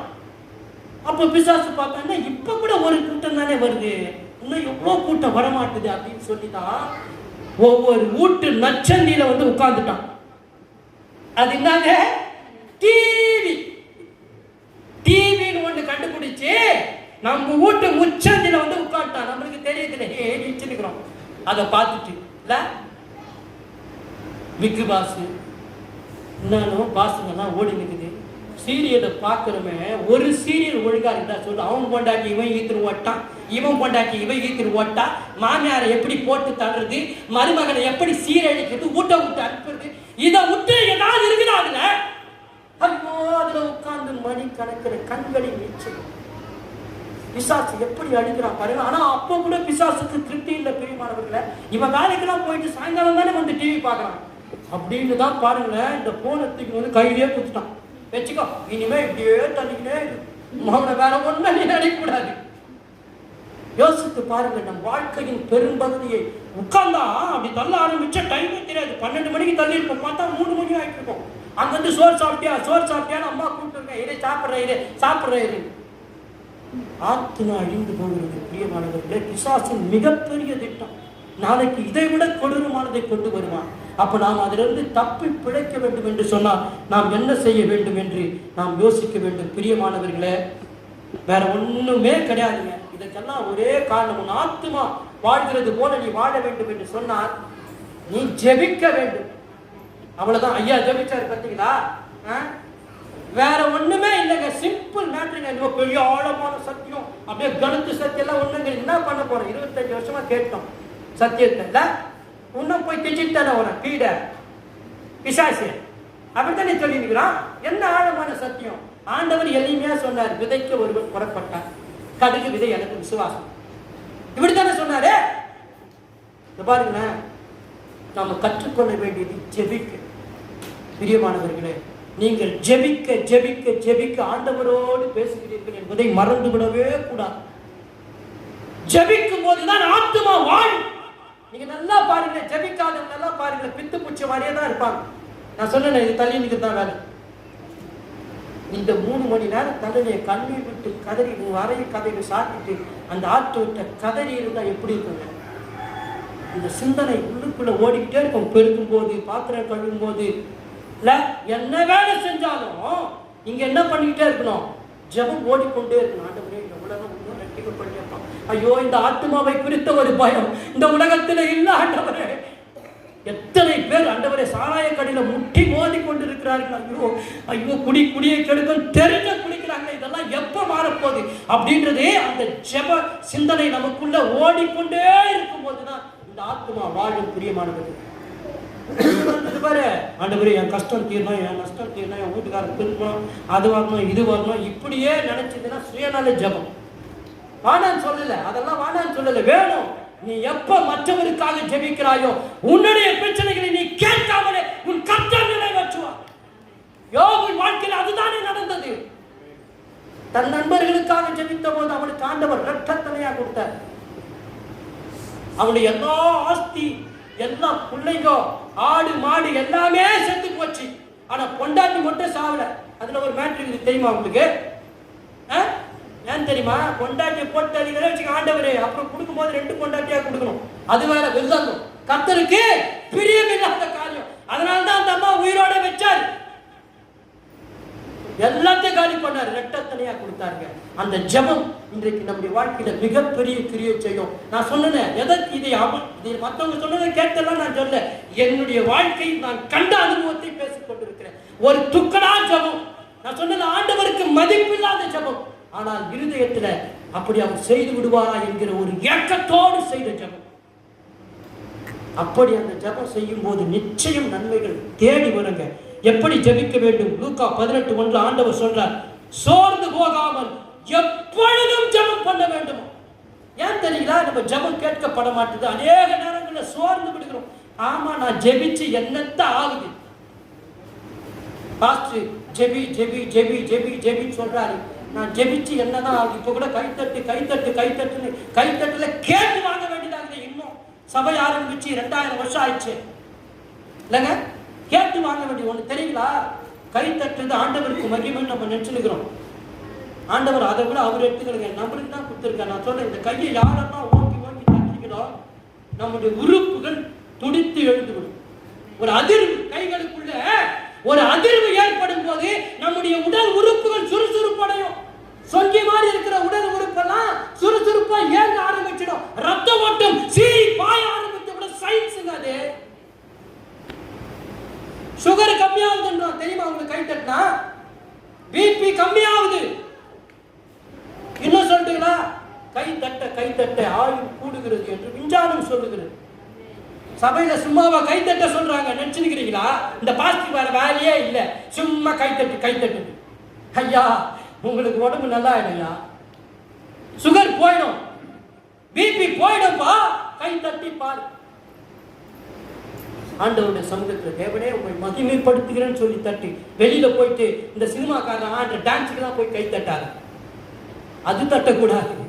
தேவ சமூகத்தில், தேவ வசனத்துக்கு, தேவ ஜபத்துக்கு கைத்தட்ட பழகுங்கள். அது நம் சரீரத்திலே ஒரு புது புத்துணர்ச்சியை கொடுக்கும் என்பதில் எந்தவித சந்தேகமும் இல்லை. பாருங்க, சோர்ந்து போகாமல் ஜபம் பண்ண சொல்லிட்டு ஆண்டவர் ஒரு உதாரணத்தையும் அங்க அழகா சொல்றாரு. இல்ல, அந்த ஊர்ல ஒரு நியாயாதிபதி இருந்தான். யாருங்க? நியாயாதிபதி இருந்தான். அவன் யாருன்னா தேவனுக்கெல்லாம் பயப்பட மாட்டான். அவன் என்ன மாதிரி ரட்சிக்கப்படுறதுக்கு முன்னாடி பாரு, அந்த மாதிரி தேவனுக்கெல்லாம் பயப்பட மாட்டான், எந்த மனுஷனுக்கு கூட பயப்பட மாட்டான். அவர் அப்படிப்பட்ட ஒரு நியாயாதிபதி. அவர்கிட்ட ஒரு விதமா அம்மா, அந்த ஊர்ல இருக்கிற ஒரு விதமா அம்மா போகுது. என்ன ப்ராப்ளம்னா, அவங்க வீட்டாண்ட பக்கத்து வீட்டுல இருக்கிறவங்களுக்கு அம்மாவுக்கும் பிரச்சனை, ஏதோ பிரச்சனை பண்றாங்க போடுது.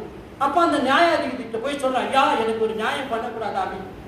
அவன் கண்டுக்கிட்டே விதவை தாய் இதுன்னா பெரிய இது ஓ அப்படின்னு கடாசிலே இருக்கிறான். ஆனா அந்த அம்மா விடவே இல்லை. தொடர்ந்து போய் எனக்கு நியாயம் செய்யு கேட்கும் போது அவன் சொன்னான், ஐயோ இது கூட நான் பெரிய தொல்லையா இருக்குது அப்படின்னு. இந்த தொல்லையிலிருந்து விடுபடும்படியாகத்தான் அவன் கூப்பிட்டு அதுக்கு நியாயம் செய்தான்.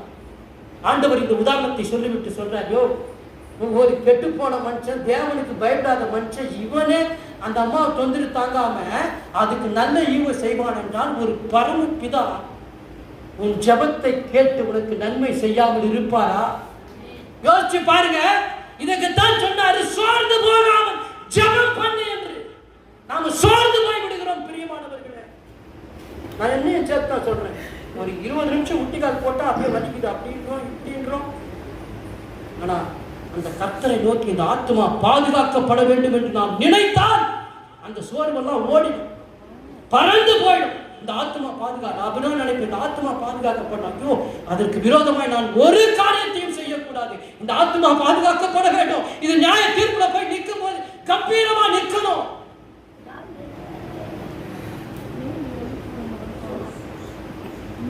அதனால்தான் ஆண்டவர் சொல்றார் 1 தெசலோனிக்கர் 5:23, ஆவி ஆத்மா சரீரம் முழுவதும் நம்முடைய கர்த்தராகிய இயேசு கிறிஸ்து வரும்போது குற்றமற்றதாய் இருக்கும்படி காக்கப்படுவதாக. அதுதாங்க ஆத்மா பாதுகாப்பு.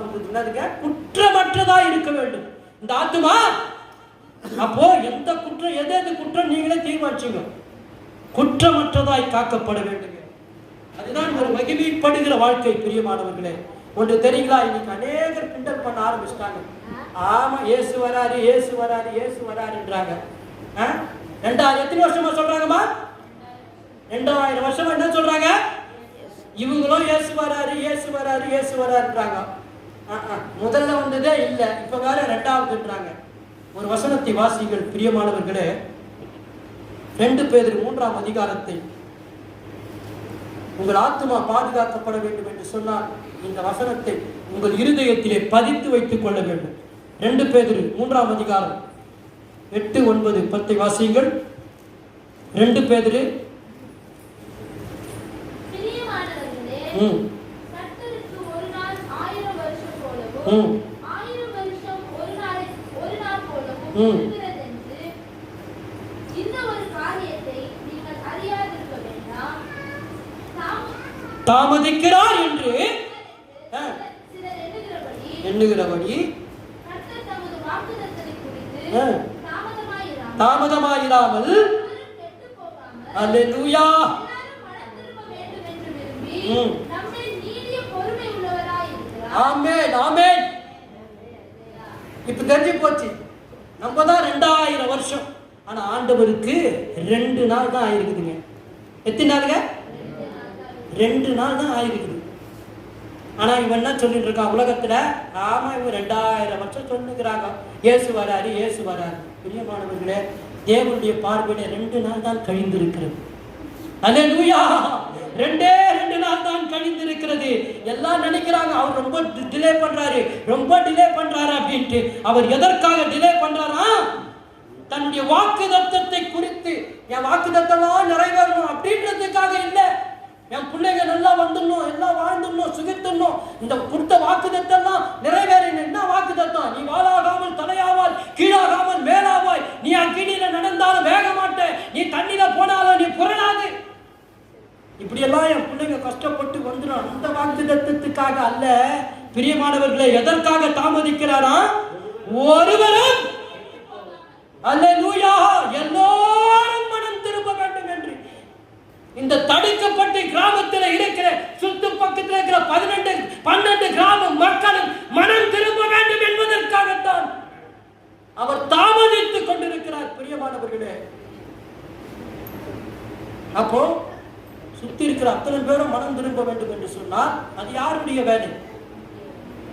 அல்லேலூயா. மனம் திரும்பின நம்மளுடைய வேலை. நம்ம மனம் திரும்பிட்டு ஆண்டவர் பார்த்துக்குவாருன்றதுதான் இல்லைங்க. நம்மலாம் ஆண்டவர் பார்த்தா மனம் திரும்பணும். எப்படி மனம் திரும்பினீங்க? நீங்க தான் எப்படி சபைக்குள்ள வந்தீங்க? டிவி பார்த்துட்டா வந்தீங்க? இல்ல பெரிய பெரிய மாநாடுகளை பார்த்துட்டு வந்தீங்களா? ஒரு ஆள் சொல்லியிருப்பாரு இல்லையா? எல்லாருக்கும் ஒரு ஆள் சொல்லியிருப்பாரு. மேக்சிமம் அப்படிதான். ஏதோ 1000ல் 1 டிவியை பார்த்து ரட்சிக்கப்பட்டிருக்கோம், செய்தியை கேட்டு. இல்ல ஒரு பெரிய கூட்டத்துக்கு போய் ரட்சிக்கப்பட்டிருக்கோம். ஆனால் 99% இன்னொருத்த மற்றவனுக்கு சொல்லிதான் ரட்சிக்கப்பட்டிருக்கிறார்கள். பிரியமானவர்களே, ஒற்றுக்கொள்கிறீர்களா இல்லையா? உங்களை எத்தனை பேர் மற்றவங்க சொல்லி ரட்சிக்கப்பட்டீங்க? கை தூக்கி பார்க்கலாம். எல்லாமே அப்படிதான் இருக்கும். அப்போ நம்மளால மற்றவங்க ரட்சிக்கப்பட வேண்டாமா? சுத்துப்பட்டி 12 கிராமம் ரட்சிக்கப்படணும். அது நம்ம கையில தாங்க இருக்குது. அல்லேலூயா. இந்த திருத்தணியா ரட்சிக்கப்பட வேண்டும் என்று சொன்னால், மனம் திரும்ப வேண்டும் என்று சொன்னால், அந்த பொறுப்பை கர்த்தர் நம்முடைய கரத்திலே கொடுத்திருக்கிறார். எல்லாரும் இங்க நின்று பேச முடியாது. எல்லாரும் எப்படி வந்து யோசிச்சு பாருங்க, அங்க யாரு இருக்குது? எல்லாரும் மீன்வானர் ஆயிட முடியாது. எல்லாரும் பெரிய பெரிய மேனேஜர் ஆயிட முடியாதுங்க. ஆண்டவர் அவர்களுக்கு என்று ஒரு தாளத்தை கொடுத்திருக்கிறார். கொடுத்ததை யூஸ் பண்ணிக்க. நம்ம நினைச்சுக்கணும், என்ன சர்ச்சைக்கு வந்துட்டவா, இந்த வாசனத்தை கேட்கறப்ப போய் பட்டு தூங்கிற ராஜா அப்படின்றது இல்லைங்க. ஒரு ஆயா போய் பக்கத்து வீட்டில் உட்காந்து பேசும்போது சொல்லக்கூடிய ராசி, ஐயோ அந்த ஆண்டவர் நல்ல ராசி பேச முடியும். நான் சொன்ன தெரியுங்களா? அதுக்கு நான் முன்னாடி சொன்ன 5 காரியத்துல தெளிவு இருக்கணும் நமக்கு. என்னென்ன காரியம் சொல்ல முடியுமா? இப்ப அந்த 5 காரியத்தை யாராவது பார்க்காம சொல்லணும். இது என்னது? தேவனுடைய ஞானம், அந்த ஆண்டவரோட அறிவு. ஞாபகம் வச்சுக்கணும். ஓ அப்பா, பைபிளும் அந்த சராசரங்களை படைத்த அந்த பரம பிதாவோட ஞானம். அதை ஒரு பிரமிப்பா சொன்னதான் அது ஞாபகத்துக்கு வரும். ஒரு பிரமிப்பு இருக்கணும். அவரோட ஞானம்டா இது, அப்படிதான் படிக்கணும். சும்மா எடுத்து உட்கார்ந்து அப்படியே படிச்சுட்டு கூடாது. 2வது என்ன சொன்னேன்? நிலைமை. ஒவ்வொரு மனுஷனோட நிலைமையை சொல்லுது. இதை வாசிக்க வாசிக்க, இதை நாம வாசிக்க ஆரம்பிச்சது போக பைபிள் நம்ம வாசிக்க ஆரம்பித்து விடும். அப்படியே சொல்லும். அப்போ இந்த 5 காரியங்களை குறித்த ஒரு தெளிவு நமக்குள்ள இருக்குமானால், பிரியமானவர்களே, இந்த சபையில உட்கார இடம் இருக்காது. உட்கார இடம் இருக்காது. அது நம்முடைய கரத்துல தான் இருக்குது. பாஸ்டர் கரத்துல எல்லாம் கிடையாது. அவருக்கு வசனம் தியானிக்கணும், சபையை நடத்தணும், அதை பண்ணணும். இந்த ப்ரோக்ராமு ஸ்டார்டிங்ல வந்தப்போ ஓடி ஓடி எல்லாம் தான் பண்ணுவாங்க. ஒரு கட்டத்தில் வந்த பிறகு ஆத்துமாக்களோட பொறுப்புங்க அது. அப்படிதான் இன்றைக்கு உலகத்தில் சபைகள் நிரம்பி இருக்கிறது. பிரியமானவர்களே, இது கட்டுக்கதை அல்ல. எந்த போதகரும் போய் இப்ப மெட்ராஸ்ல மோகன் பாஸ்டர் 10,000 பேர் அவர் ரட்சித்து வந்தல்ல. அவர் பேசி வந்தது கொஞ்சம். எல்லா ஆத்துமாக்கள் சேர்த்ததுதான். பிரியமானவர்களே, புதிய கட்டடத்தை உங்களுக்காக கர்த்தர் ஆயத்தப்படுத்திக் கொண்டிருக்கிறார். அந்த இடத்துல தேவனுடைய நாமம் மகிமைப்பட வேண்டும் என்று சொன்னால், ஆத்துமாக்களால் அந்த இடம் மகிமைப்பட வேண்டும் என்று சொன்னால், ஆத்துமாக்களால் நிரப்பப்பட வேண்டும் என்று சொன்னால், அது உங்களுடைய கரத்தில் தான் இருக்கிறது. பிரியமானவர்களே, இங்க எத்தனை பேர் இருக்கீங்க? ஒரு 50 பேர் இருப்பீங்களா? இந்த 50 பேர், நம்ம 50 பேரும் சேர்ந்து ஒரு ஆத்மாவை ஒருத்தர் கூட்டு வந்தீங்கன்னு வச்சுங்களேன், அடுத்த வாரம் இங்க 100 பேர் இருப்பாங்க. ஹல்லேலூயா. நீ ரட்சக கிச்சப்பலாம் வாடா, சும்மா சர்ச்சுக்கு போலாம், வாடா சும்மா போலாம் வா, நீ ஒன்றும் வந்து அங்கே ஒன்றும் பண்ணுறது இல்லைன்னு ஒரு ஆளை கூப்பிட்டு வந்தால் 100 பேருங்க. அதுக்கு அடுத்த வாரம் அந்த 100 பேர் ஒரு ஆளை கூப்பிட்டு வந்தால் 200 பேர், இடமே இருக்காதுங்க. ஏன் அதை நாம் செய்யவில்லை? நம் ஆத்மாவை குறித்த அந்த பாரம் இல்லை பிரியமானவர்களே. நம்முடைய ஆத்மாவை குறித்த பாரம் நமக்குள்ளே இருந்தால் இன்றைக்கு உலகம் எழுப்புதலை கண்டுவிடும். எழுப்புதலை கண்டுவிடும். அதற்கு உங்களையும் என்னையும் ஒப்புக் கொடுப்போமா பிரியமானவர்களே? அதை ஒப்புக் கொடுப்பதுதான் கர்த்தருக்கு பிரியமானது. எல்லாரும் கண்களை மூடுவோம்.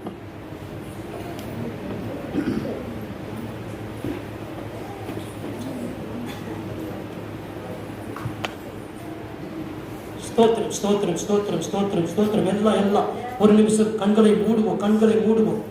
யாருக்கு இருதயத்திலெல்லாம் கர்த்தர் பேசி இருந்தார், ஆண்டவரே என் ஆத்துமாவை இதுவரைக்கும் நான் பாதாளத்துக்கு விட்டு கொடுத்திருந்தான், ஆண்டவரே என்னோட ஆத்மாவை நீங்க மீட்டுக் கொள்ளுங்கப்பா. நான் ஒருபோதும் ஆண்டவரே இந்த உலகத்தின் மாம்சத்தின் இச்சை, கண்களின் இச்சை, ஜீவனத்தின் பெருமைக்கு என்னை ஒப்புக் கொடுக்காதபடி எங்கள் பரலோக பிதாவின் மகிமைப்படும்படியாக என்னுடைய ஆத்மாவை என் கர்த்தருக்கென்று நான் ஒப்புக் கொடுப்பேன் என்று யாராவது நினைப்பீர்கள் என்று சொன்னால், நீங்கள் எல்லாம் உங்கள் இருதயத்திலே அந்த கர்த்தரை நோக்கி பாருங்கள். நிச்சயம் அவர் உங்களை பார்ப்பார். அந்த கர்த்தரை 7 ஆண்டுகளுக்கு முன்பாக நான் பார்த்தபோது என்னை பார்த்த அதே கர்த்தர், என்னை மாற்றின அதே கர்த்தர் 35 ஆண்டு காலம், ஒன்றல்ல 2 அல்ல, 35 ஆண்டு காலம் குடி வெறியிலே, சிகரெட் வெறியிலே, சினிமா ஆசையிலே, பாவத்தின் பிடியிலே சிக்கி இருந்த என்னுடைய ஆத்துமாவை மீட்ட அதே கர்த்தர் இன்றைக்கு உங்களையும் மீட்ட வல்லவராய் இருக்கிறார், வல்லவராய் இருக்கிறார். ஒப்புக் கொடுங்க, ஒப்புக் கொடுங்க, ஒவ்வொருவரும் ஒப்புக் கொடுங்க. இந்த உலகத்தில் நாம் நிற்பதும் நிர்மூலமாகாத இருப்பதும் அவருடைய கிருபை. என்னதான் சாப்பிட்டாலும் என்னதான் தண்ணி குடித்தாலும் அது ஜீரணமாக வேண்டியது அவருடைய கிருபை. உன் தாகம் தீர்ப்பவர் அவர். கண்மலை கண்மலை கண்மலை கர்த்தரை எல்லாம் ஒரு நிமிஷம் ஸ்தோத்திரம் பண்ணுங்க, ஸ்தோத்திரம் பண்ணுங்க. செங்கடலை பிளந்தவரை, பிளந்து ஜனங்களை நடத்தினவர் நம் ஆண்டவர். வான வில்லுக்கு அப்பாக அமர்ந்து கொண்டு வித்தை காட்டுகிறவர் அல்ல, நமக்கு மத்தியிலே இறங்கி வந்து நம் நடுவிலே உலாவுகிற கர்த்தர், இன்று உலாவிக் கொண்டிருக்கிற கர்த்தர். பிரியமானவர்களே, உங்கள் பக்கத்தில் நிற்கிற கர்த்தர், பக்கத்தில் உறவாடுகிற கர்த்தர், உன்னை தொட்டு சுகப்படுத்துகிற கர்த்தர், உன்னோடு பேசுகிற கர்த்தர். எல்லாரும் ஒப்புக் கொடுப்போம், ஒப்புக் கொடுப்போம். இந்த நாள் ஒரு மாற்றத்தின் நாளாக மாறட்டும். இயேசுவுக்காக மகிமை செலுத்துகிற ஒரு நாளாக மாறுவதாக. உலக கண்கள் கண்டு ஆச்சரியப்படத்தக்கதாக, ஓ இந்த சபை மகிமையின் சபை என்று சொல்லத்தக்கதாக, ஆத்துமாக்களால் நிரப்பப்பட்ட சபையாக, மற்றவர்களுக்கு உதாரணம் உள்ள ஒரு சபையாக மாறுவதாக. இயேசுவின் நாமத்திலே மாறுவதாக. ஒரு கூட்ட ஜனம் கர்த்தரை ஆர்ப்பரிக்கிற சத்தம் சுற்று வட்டாரங்களை அதிரச் செய்வதாக, அதிரச் செய்வதாக.